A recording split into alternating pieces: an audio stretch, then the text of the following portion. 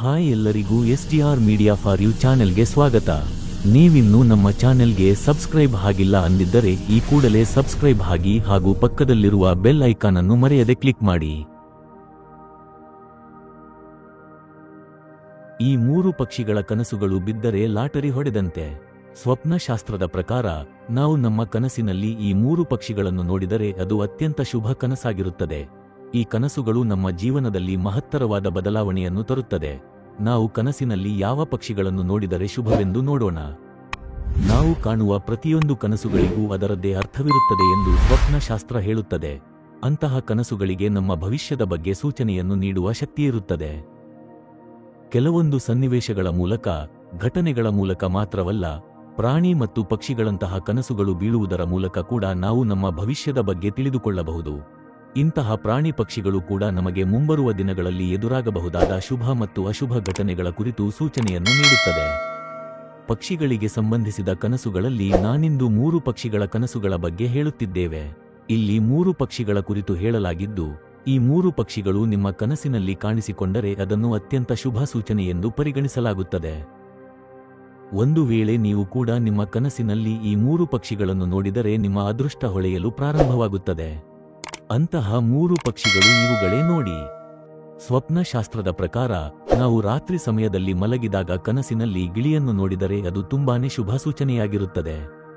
ಗಿಳಿ ನೋಡುವುದಕ್ಕೆ ಎಷ್ಟು ಸುಂದರವಾಗಿ, ಮುದ್ದಾಗಿ ಕಾಣುತ್ತದೆಯೋ ಹಾಗೆ ಅದು ನಮಗೆ ನೀಡುವ ಭವಿಷ್ಯದ ಸೂಚನೆ ಕೂಡ ಅಷ್ಟೇ ಅರ್ಥಪೂರ್ಣವಾಗಿರುತ್ತದೆ. ಸ್ವಪ್ನಶಾಸ್ತ್ರದ ಪ್ರಕಾರ ನಾವು ನಮ್ಮ ಕನಸಿನಲ್ಲಿ ಗಿಳಿಯನ್ನು ನೋಡಿದರೆ ಶೀಘ್ರದಲ್ಲೇ ನಮ್ಮ ಜೀವನದಲ್ಲಿ ಯಾವುದೋ ಒಂದು ಶುಭ ಘಟನೆ ನಡೆಯಲಿದೆ ಎಂಬುದಾಗಿದೆ. ಇಂತಹ ಗಿಳಿಯ ಕನಸಿಗೆ ನಮ್ಮ ಭವಿಷ್ಯವನ್ನು ಉತ್ತಮ ಮಾರ್ಗದಲ್ಲಿ ನಡೆಸುವ ಶಕ್ತಿಯಿದೆ.